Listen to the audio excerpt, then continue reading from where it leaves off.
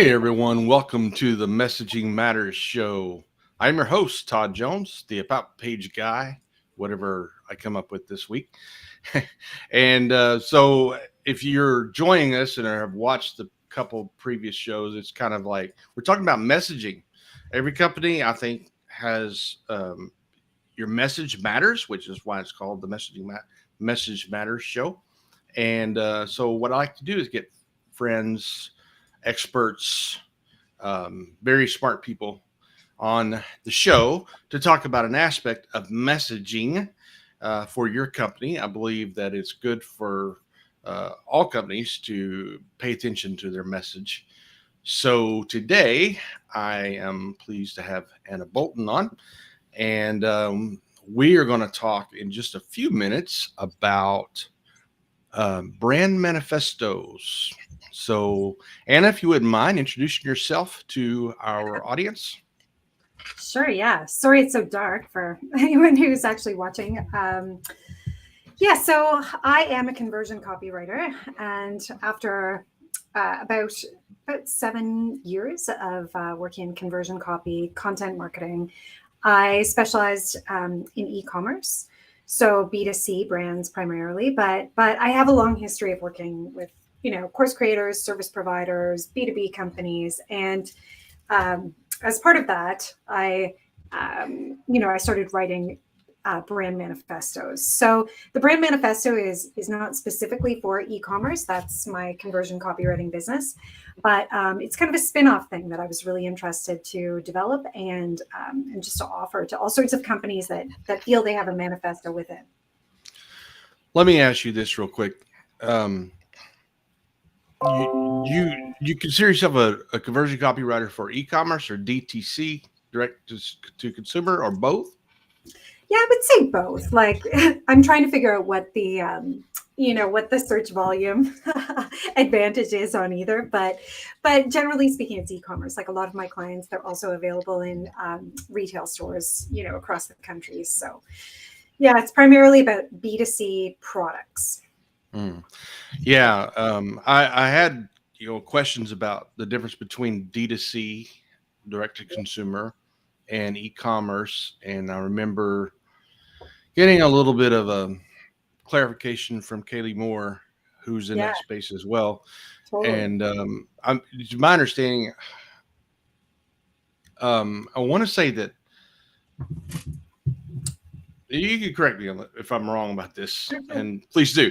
But direct to consumer and e-commerce, like e-commerce is direct to consumer, but not all direct to consumer is e-commerce. Is that correct? Or I have it backwards. I think it is backwards. Yeah. Okay. So I think it's like D2C is e-commerce, but not all e-commerce is D2C. Like, right. My first client, Natural Com Canada, I work on some of their e-commerce stuff, but they're in retail stores. So they're not only direct to consumer, they also have they're also a wholesale company. Right. Okay. Yeah. That well, I'm sure I'll forget it, but the next time I ask you or somebody. So but anyway, but you work mostly with B2C brands, and they can do either or in that regard. Totally. And I think like D2C has been sort of a trend. I'm usually not on top of trends, so I noticed them a little bit late. But now, a lot of DTC brands are realizing that it makes sense for them to have a storefront because like shipping is really expensive. People want the consumer experience of a physical presence. Lots of people just like shopping in person. Don't know who those people are, but so yeah. I think that going forward is going to be interesting to see. Obviously, my mom's generation, and probably even down to my generation, it's like, shopping, I mean, it was always ladies like to do shopping therapy or whatever, and they like to hunt for bargains and whatnot. So there's an element of that still exists, and I am curious to see, a younger generation. They're totally fine with e-commerce and shopping online and that kind of thing, and my niece is kind of a mix because she's like 23 or 4, and she does both quite regularly. And now that she has a 1-year-old, she has to do both. Sometimes she can't leave the house as much as she'd like, and then sometimes she's out at Target looking for something for him. So Yeah. Before we move forward, real quick, if there's anyone watching, feel free to say hey in the chat. And I think we have one watching, so we want to put on a show for them. And so let me ask you this. There's three questions I want to ask before we get going in Brand Manifestos. So this is just fun. So what is your favorite drink, your favorite dessert, and your favorite song? Help. Okay. You know what? Favorite is really hard, but I'll tell you what I almost always drink now. It's funny. I was talking to someone the other day about this, how when I first like felt like an adult, say the beginning of university, I felt that like my signature adult drink was like a Merlot. And like at that point, Wolf Blast was like the really fancy thing to drink. Like if you were having some Wolf Blast Merlot, you were like pretty grown up.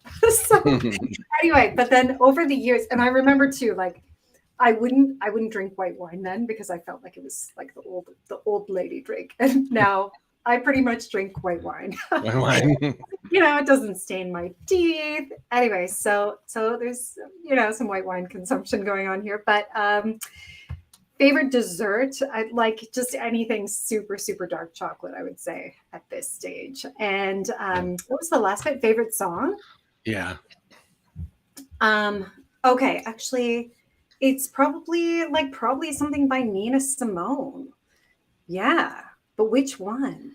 I don't know. Maybe like, you know what? Actually, I have to say that I have very little like room in my life right now to listen to music because I'm either here working or like kids are talking.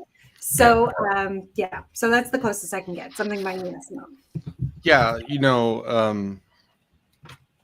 if somebody asked me a question, I'd probably go blank. And it probably depends on when you ask me the question, right? Because I get a little bit of OCD, like it's actually been diagnosed. Oh, yeah. So song gets hooked in my head. And Yeah. in fact, a lot of those songs, if you get the digital jukebox, those songs sometimes will show up in the email because they're hooked in my head and they won't go away. But I was telling you before we jumped on, I was like trying to relax a little bit. So I had the YouTube up and I was listening. I had some Blondie going. And that goes back to the 70s and 80s. My turn. And then Irene Cara. And there's one song, if I had a song that would be considered a manifesto for me. Oh, yeah. Van Halen, Right Now. And the version on YouTube where they're singing it in Toronto, believe it or not, with Sammy, is the one I've heard it on the radio. It doesn't have the same energy that it does in the concert setting. It's just all about, it's really an interesting story. I like stories. It's really an interesting story because Eddie Van Halen had written some of the music separately from Sammy writing the lyrics. And apparently they were working on it at the same time in different studios, and Sammy could overhear him. And he ran in there and said, "That's it." And they put the lyrics and the song together. And it's a very powerful song about starting right now. Don't wait for tomorrow. So in some sense, it's like a manifesto of sorts for me. And I don't know what I mean, and I'm very eclectic. Like, I'm listening to classic rock one day and country the next day, and maybe some R&B from when I was younger. Stevie Ray Vaughan blues. I mean, I just kind of. Anyway, that's how I am. So I'm familiar with a lot of the stuff you're listening to, either because my mom was really into blues or it was like my generation or something. But you know what? It's funny because my kids, who are like 8 and 11-year-old boys, love this one song that is kind of a manifesto song too. Kind of. It's Peace Train by Cat Stevens. It is so funny to see them jam out to it. And it's really actually like there's something about the syncopation. We've decided it's like impossible to sing along to. But you just feel like, everything's going to be okay. Like the Peace Train is coming. Yeah. Well, and the OJs had the Love Train, right? So there's between Cat Stevens and the OJs, we got the Peace and Love Train. Okay. Let's move into brand manifestos, and I looked through your extensive notes, and I'm like, okay, we can't do all this, but we can talk about some. So the first thing is, how would you describe and or Mhm. define a brand manifesto?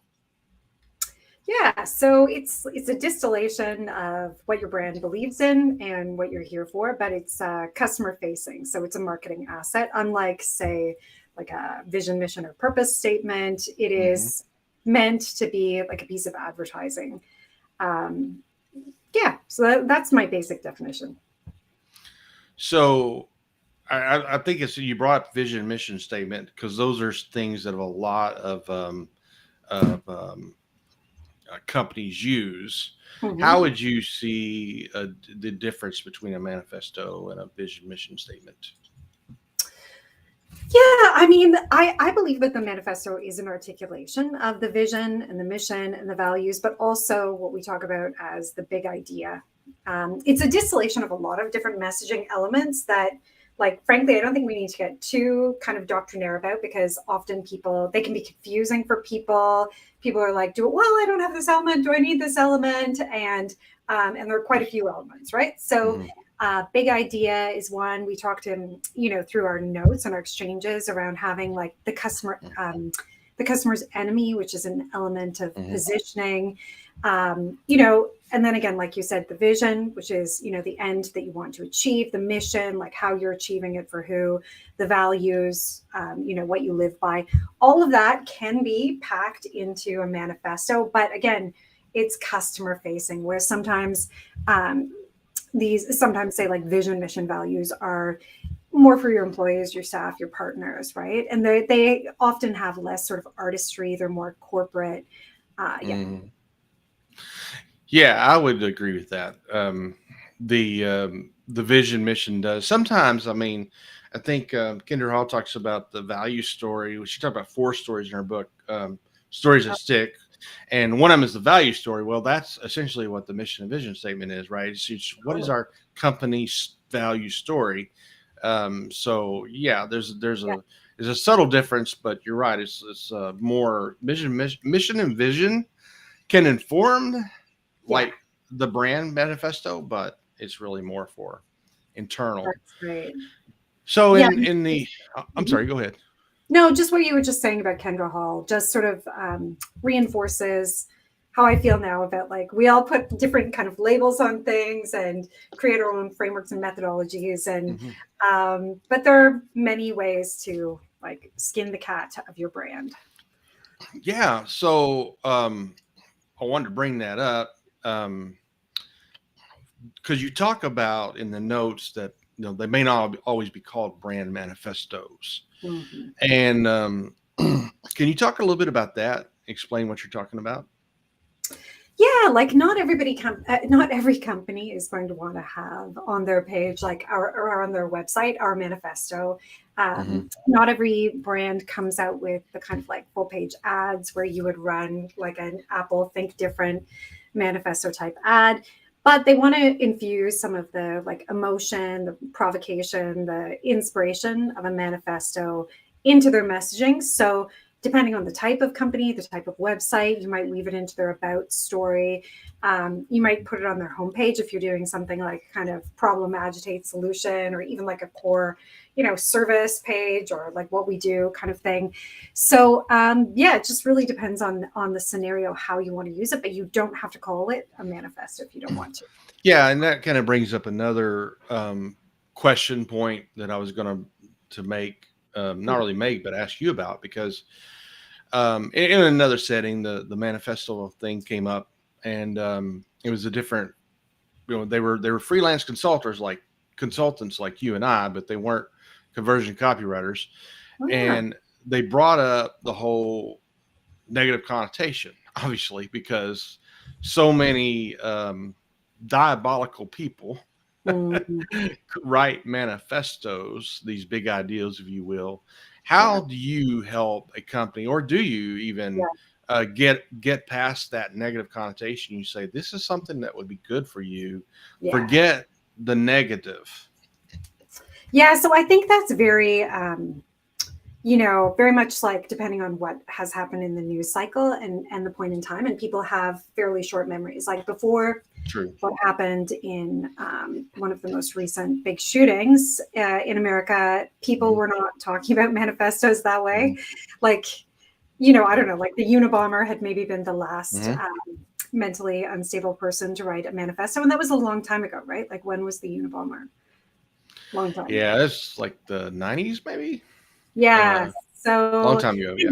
yeah. And like generally speaking, Yeah. when someone nefarious writes a manifesto or like mentally ill, nobody really reads them because they're incoherent and they're too long. So I think that those fade from consciousness fairly quickly.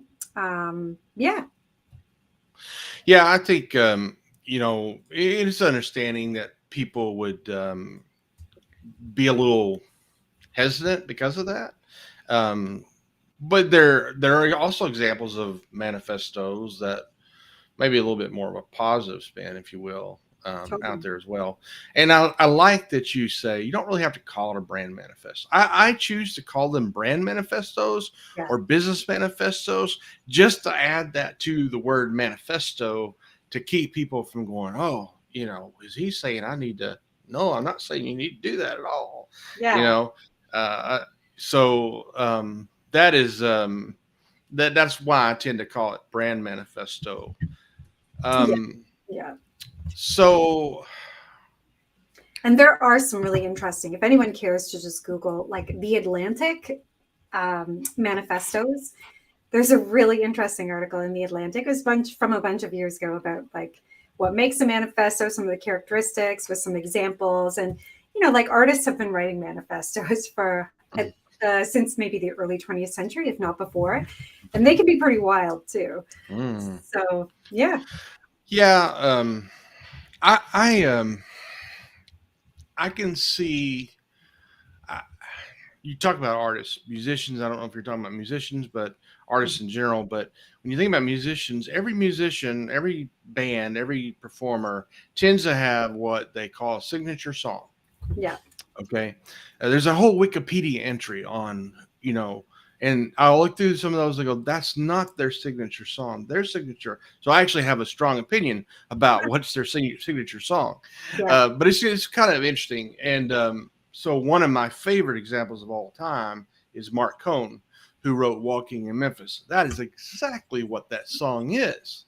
And the story behind it, he went to Memphis. He was basically having a creativity, having a hard time writing. And he was looking for inspiration.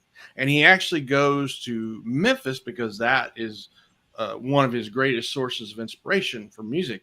And he walked all these things he talks about in the song, he does, Yeah. Graceland and all that stuff.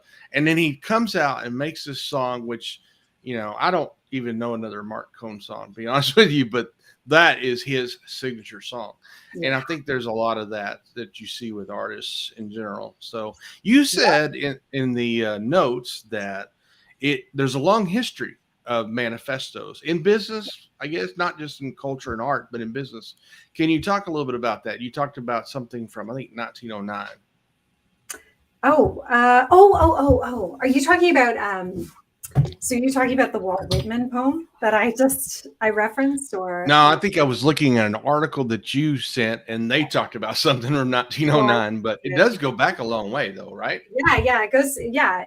And maybe, the examples that I think of are more contemporary for sure. But yeah, I think like, when I think of why, for example, artists are so attracted to the manifesto, it is because of something, we discussed in the notes, and that's because a manifesto captures this, like, someone at the tipping point between destruction and creation, right? So there's something and that's what artists are interested in, right? It's out with the old, right? And it's in with the new and what they want to create. So, when they write, for example, I don't know, there's like a futurist manifesto, like I believe that was one of the big art ones, or like the romantic manifesto. So, they're ushering in this new vision. So it's very emotional. It's very, it's meant to inspire people, provoke action, change the way people think, which is why I also tie it in, in my own mind with the big idea, Right. a brand's big idea, because it often performs the same function. Yeah. Yeah, I think it's a big part of positioning as well. Totally. Yes. Yes. Exactly. Exactly. Yes. One of the most recent positioning courses I took through CXL, it was all about like what is the change that's underfoot, and how are you going to how are you the helper? The heroes, Mhm. the heroes Right. in that journey to cope with whatever is changing in the industry. Yeah. Yeah, and so you brought this up in the notes and Yeah. as well, but there's just like it's teetering on a line between negative and positive, right? I Yeah. mean, you can go because it can be pretty negative, because you're feeding off something that's negative. There's this problem in the industry, Yeah. whatever industry I'm in, and I'm here to change that. Yes. And but is there a balancing act to be made? Can you keep your companies from going too far negative when you work on a manifesto? Yeah, like I think a lot of companies are actually oversensitive to saying anything negative. So I doubt that when it comes to like a real company, like a corporate environment, I doubt that the risk is that they will go too negative, because there are too many people who are trying to filter that out, right? Which Right. is why you see so much like bland corporate messaging. That never addresses the problem, right? But then you say you go down the food chain a little bit to some of these scrappier D2C brands. They can be very upfront about what's wrong in the industry, because that's kind of their bread and butter. Like they exist to Mm-hmm. fix the problems in whatever market. So I don't know, like say Harry's, everybody always talks about Harry's Dollar Shave Club. Mm-hmm. So that's why I Yeah. think of it like razors were too expensive. Why are they so expensive? It's just a razor. So they're Yeah. used to that. And you look for those kind of beats and you see them in like the Harmon Brothers ads. I don't know if you ever watched those videos, like Squatty Potty, Purple Mattress, Murphy's Ladder. There are a bunch of them, but chat books. I mean, like they're amazing, and they take some beats also from like say infomercials. And infomercials were very very overt and hilariously dramatic about like what was broken with whatever. They'd be like, "Oh my god, like Tupperware, like it's so difficult," you know. So Hey, my mom raised a family on Tupperware. yeah, or whatever. Like I didn't really watch those infomercials, but they were not afraid to go negative about whatever they were replacing. So, and then when you get down to people like us, like entrepreneurs and digital marketing, content, course creators, coaches, sometimes I do think then you get too negative, because you see some people going like too negative in their message, because they have no other filters, right? They're like, we're having a bad day and we just put it out there. And so yeah, you do have to get that balance, because I think in a manifesto, like you need to make it very clear what needs to change and why. And unlike say in a big idea where or positioning exercise, positioning statement, where you might be saying this change is happening, let's make sure that we survive this change. In a manifesto, you're saying this change needs to happen, and this is like how we're going to be better as a result of like how we respond to or how we create this change. So it's Right. more active. But then yeah, I think that you need to like really be conscious of and test how much of the positivity is remembered versus the negativity. Because like say in relationship studies, it's like, I don't know, you have to have like 10 positives for every one negative interaction, because the negative kind of has a heavier emotional weight than the positive. So yeah, there's definitely an art, and there may be a science if you can test people's reactions to balancing those two. So one of the things you brought up, and this kind of is a segue, one of the things you brought up in the notes was the type of companies that a brand manifesto is good for, and maybe some that they aren't good for. Sounds like it might not be the best exercise for a corporate brand unless they have that kind of a personality. Yeah, I think like the first manifesto that I wrote was for a kind of corporate company, like the kind of company that has blue chip clients and serves like Fortune 500s, and yeah, they're a service based B2B business, and just through, like when you're in that research phase and you're interviewing your clients and you're getting to, you can kind of hear, you can hear the manifesto, or I did. Mm. So I just said to the marketing team, like, I think they have a manifesto within, and it was like, it was a kind of no revision situation. And it's fairly, bold and different, and not corporate. And they have there's a whole page for it. So it can happen. Now, they're not like an IBM, but yeah. Well, who would be better for? I mean, you said a certain phrase in the notes.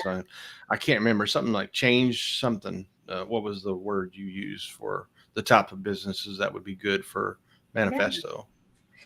Yeah. So really, any kind of business that is, excited about, wants to be part of, wants to drive change in their industry. And that might sound general, but if you, think about the people in your circle, or even, yourself, if you run a business, that is not everyone wants that, right? Like a lot of people are more change averse. They are like hesitant around change. They don't want to be at the forefront of change. So, for those people, they might want more of the kind of like the, if you think of archetypes, more of the like everyman archetype, the like, the buddy next door kind of branding, and a manifesto just doesn't fit there.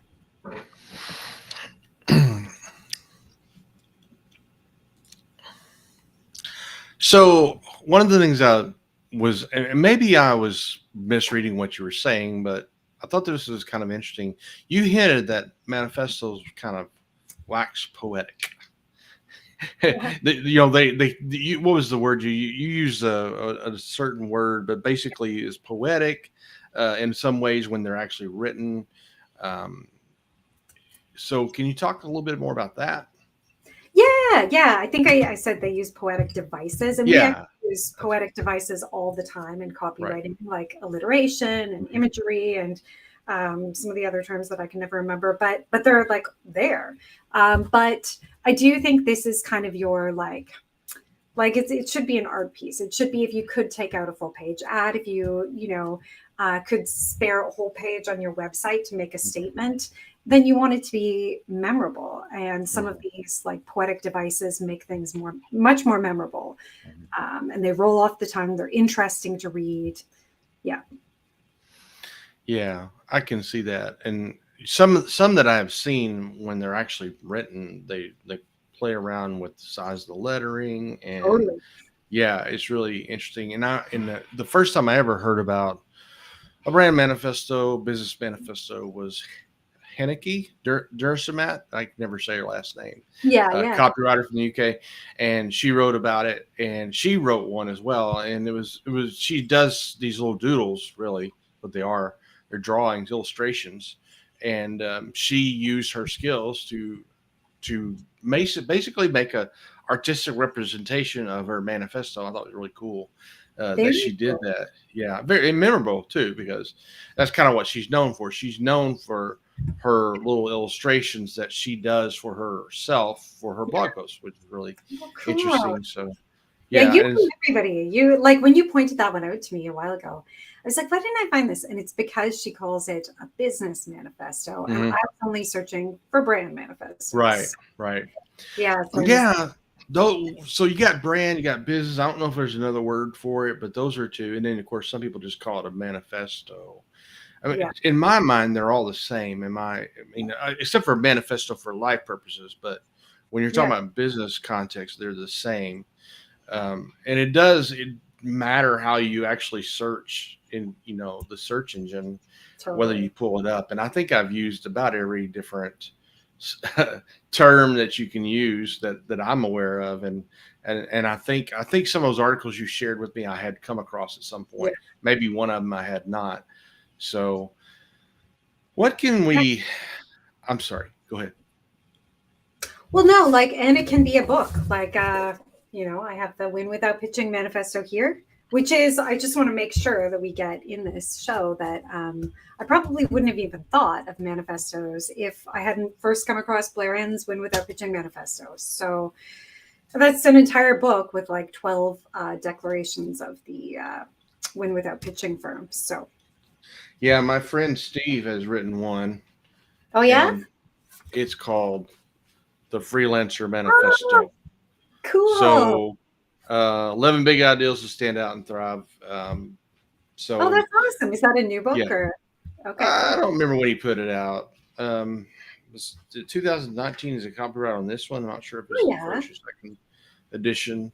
And so, yeah, and there's some other ones. I have another one by a friend about legacy, and it's not really says manifesto, but there's obviously some part of manifesto. I think a lot of people, when they write a book, when they write their signature work, there's that word again.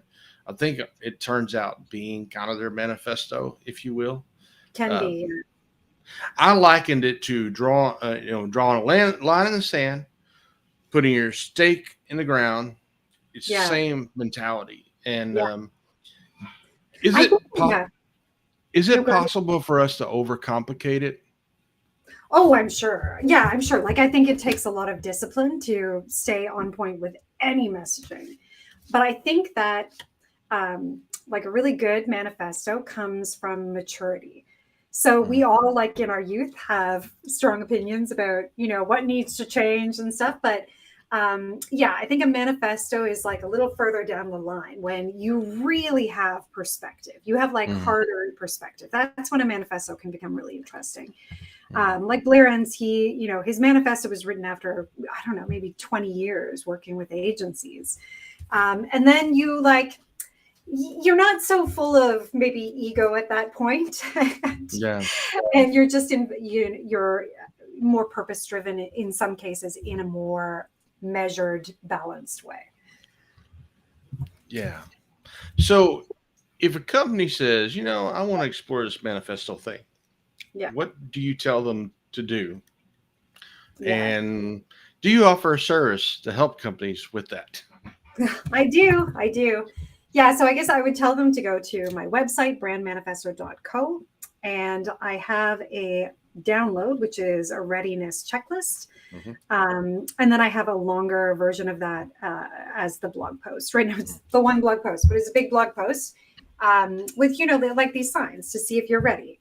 And, if you think you're mostly there, then we can hop on a call and talk about, how I can help. So there are a couple of ways, or there are a few ways you can do it, right? Like you could work with me or someone like me to consult with you to bring out the ideas that you want in your manifesto. So that's more of a brand messaging consulting exercise. It could involve facilitating discussions, between your team members. So the ideas come out, and then maybe there's someone in your team who wants to write it, right? That could happen.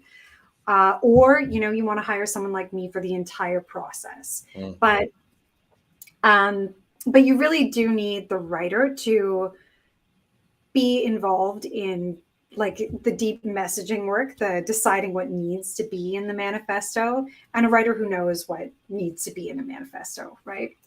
So it's my best advice. Well, good deal. I'm going to make sure we put your website link in the show notes so people can find that. I do recommend downloading the checklist. I have actually done that. I was actually a little surprised about what she said. So let that be a tease if you want. And I thought it was good. Don't get me wrong. I was taken aback. Like, yeah, she's right. But anyway, Huh? um, Oh, yeah.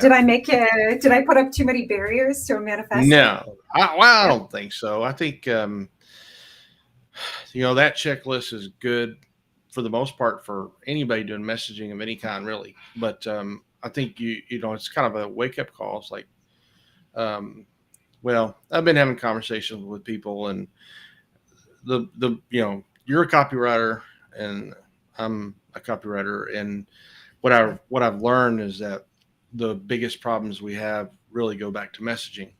Oh yeah. And you don't have a copywriting problem. You usually have, and somebody actually put that Yeah. on LinkedIn the other day. Very good post, and it's like, well, that's what I'm learning, and Mm. what the good copywriters end up doing. I would say the good copywriters, a different breed of copywriters. They end up helping do more with helping people with their messaging, you know, and oftentimes they turn it over to the team to finish the work. But copywriters can help, and as I say, messaging matters. So it does matter, and but it's also an evolution, right? When you just start your business, you're not the same place you are 10 years later, and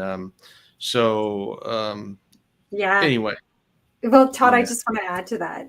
Something that I don't know if you subscribe to CXL's newsletter, Conversion Excel, but Pep Laya sent out something, and I was like, "Oh my gosh, you're so right." So it's kind of like, I can't remember off the top of my head how he sees the hierarchy, or kind of like the levels of steps that you have to take. So if copywriting is like really, it's really it's one of the final steps, and then that you have, say, brand messaging. Before that you have you need to have like a point of view. Before that you need to have positioning, and then before even that you need to have strategy. How are we going to win in what market? And it's like, honestly, Todd, you will work with someone who you just think needs copywriting, and you will find out that like the success of the project rests on whether or not they have business strategy, right, or positioning. So it's really hard to like draw a line around that stuff. 9 out of 10 times you're probably right. And I just put a video out the other day, and I think it did surprise some people, but like, and this is a oversimplification on my part, but like there's 3 phases of copywriter, very much an oversimplification. Number 1, research. Number 2, strategy. And number 3, writing. And even with writing, you have editing, copy editing.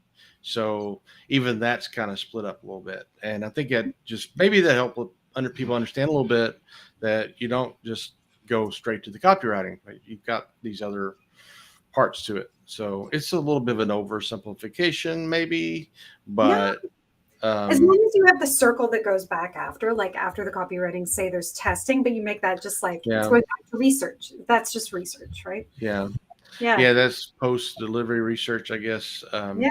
Those are things that,